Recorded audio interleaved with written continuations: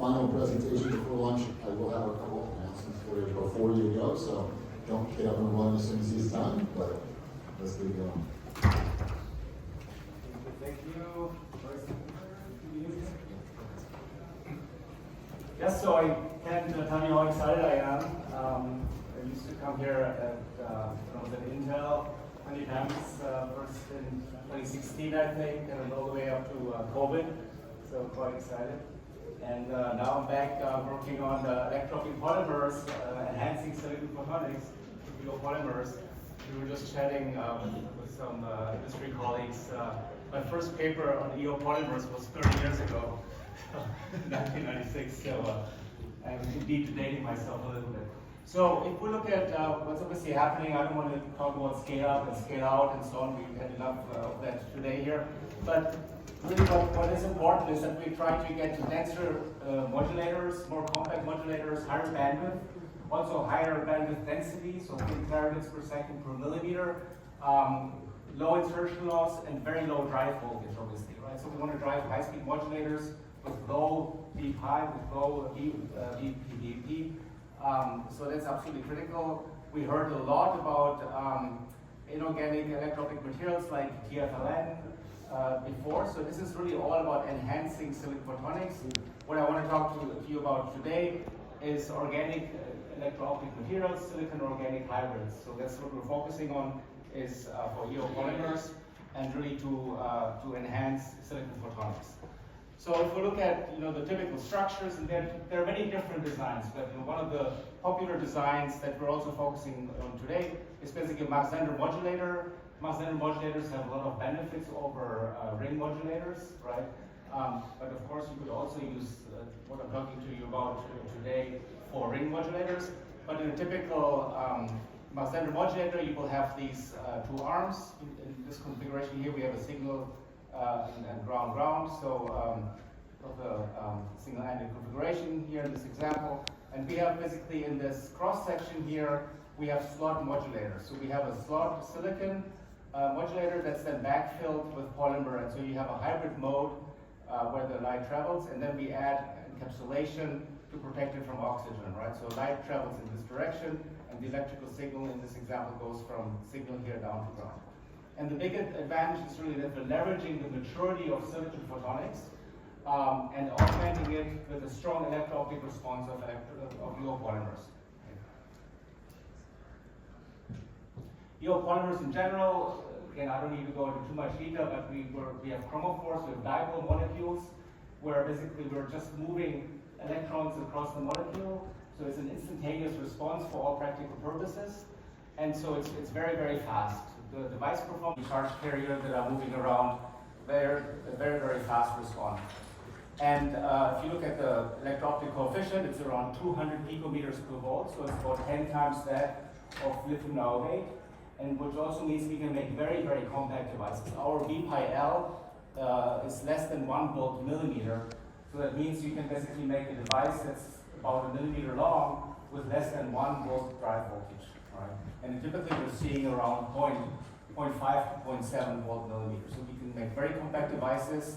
I talked about leveraging silicon photonics, and we can get to very high modulators, more than 100, 110 gigahertz quite easily. And the other one is obviously that we have, and then maybe talking about our device, polymers in general have a very low dielectric constant, so you don't have to worry about the phase mismatch, even though actually for our devices, because they're so short, it's not really an issue.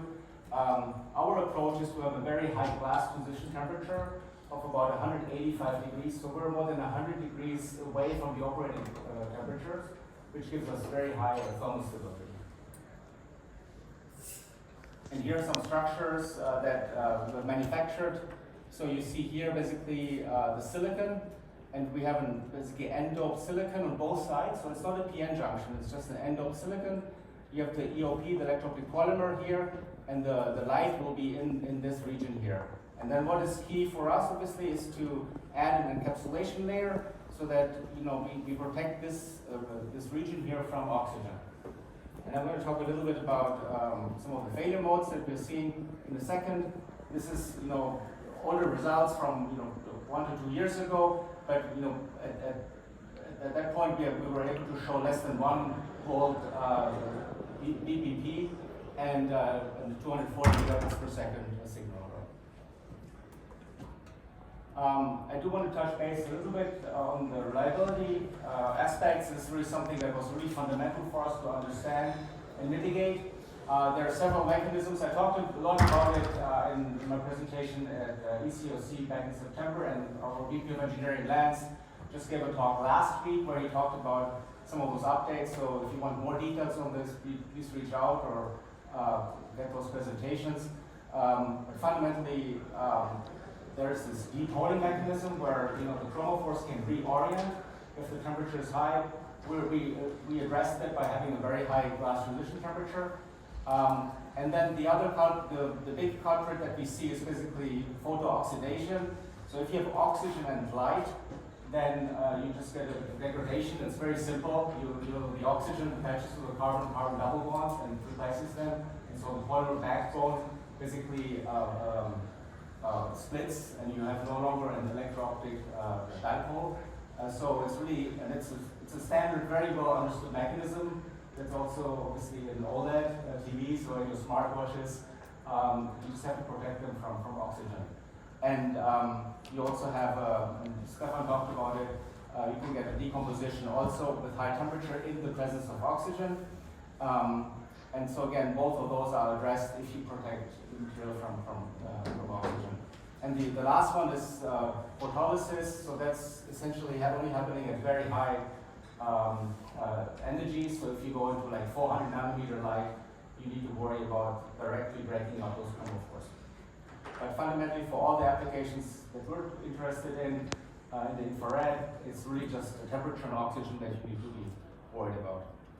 So without going into a lot of details, I want to just give you some device here where we did 8585 for 2,000 hours, and this is on different devices where we have different modulator lengths. So this is a 250 micrometer long device, this is a 500 micrometer long device, and this is a 1 millimeter long device. And in all cases, you see that the V pi basically stays stable over that period. So this is, quite impressive overall. You have this exposed to damp heat, 85C, and the devices stay stable. And again, there's much more detailed data in it as well. So let me talk about this encapsulation, which is really key. So you pattern the electro-optic polymer, you encapsulate it, you have to do this coating, this orientation step. And so all of this is part of our IP that we're basically right now doing in-house in our facility in Denver, and we're also in the process of transferring it to some of the foundries. Because ultimately the silicon photonics foundries want to do all of this under one roof. They want to deposit the polymer, put the encapsulation down, and then do the testing so that the standard silicon photonics foundry can ship you a wafer with known good die that's already tested, and you don't have to worry about it.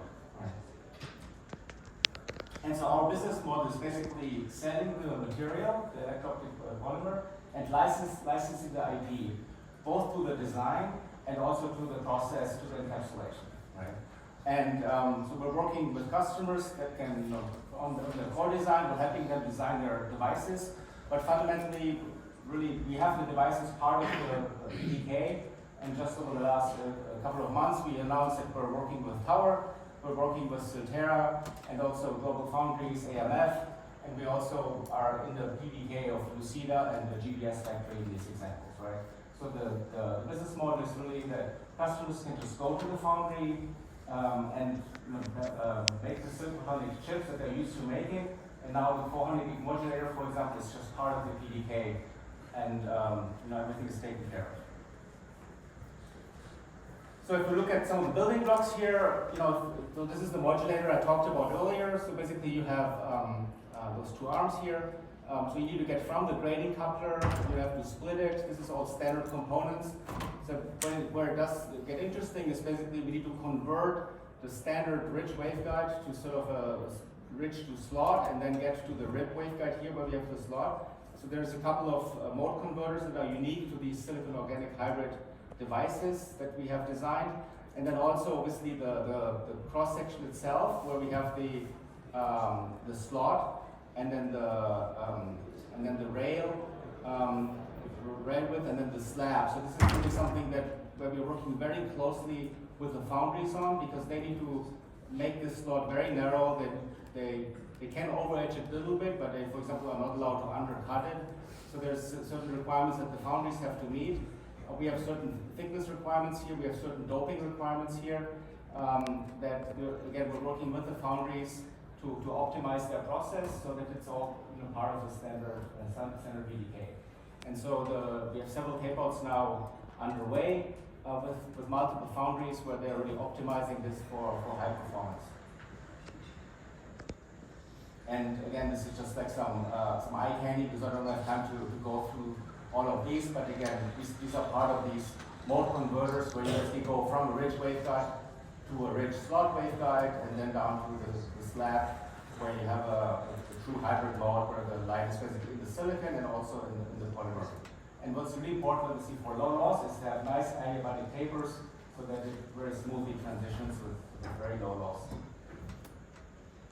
And then similarly here, so as I said before, the bandwidth is really just only limited by your RC constant. So the resistance here, and so you optimize the doping here. And again, there's no PN junction; it's just N doped on both sides, just to get the voltage basically to that slot. So you have this doping. You don't want to have very high doping all the way to the slot, because otherwise you get higher absorption here.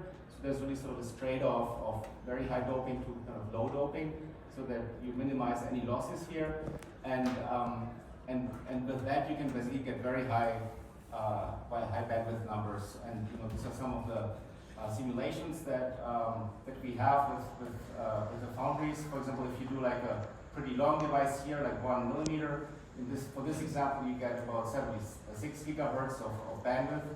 And actually, the data I showed you earlier with the eye diagrams, we had a 3dB bandwidth of 85 gigahertz for that one. So it matches our simulations really well. What's also important is that there's no steep roll-off. So all the data shows that it continues very nicely down to higher bandwidth without a roll-off here. So for example, some of our customers, they specify a 6 dB bandwidth as well. So these are important numbers. And then here, for example, for this device here, we get a 106 gigahertz bandwidth. And if you go to shorter devices here, again, this is for specific doping profile, for a specific foundry process. Here, for example, we are predicting a bandwidth of about 138 gigahertz, right? So again, we're working with the foundries. Co-optimization of the design with the foundry capability is important, because every foundry has a slightly different set of capabilities. And so that's really what we're in the process of doing. And then Stefan and Bolarton talked about the plasmonic devices. So obviously we had announced in the past that they're using our material.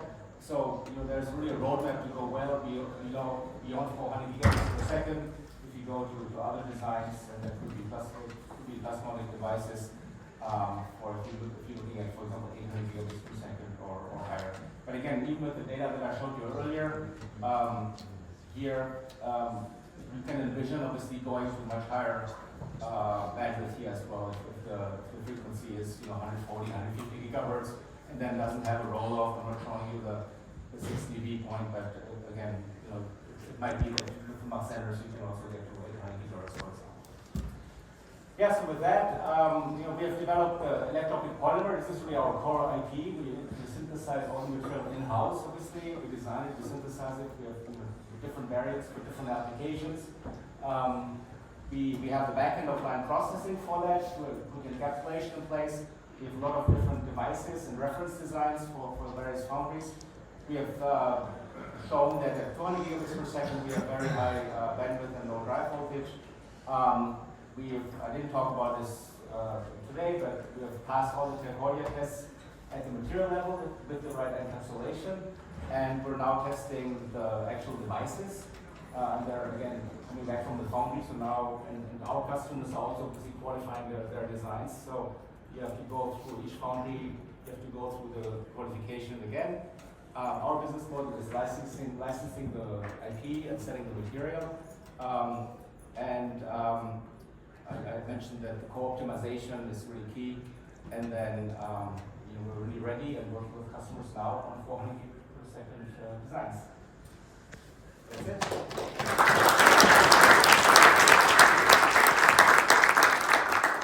Thanks, Robert. Great stuff. Thanks for the update, too. I can't believe it's 30 years that you did this long ago. Yeah, I believe it either, yeah. Okay, so if you have any questions, you can see Robert afterwards. He's not hard to find around here. You have a booth. We don't have a booth, just myself, yeah. Find it, it's easy to find. Anyway, so next up is lunch. Just a couple quick announcements. Let's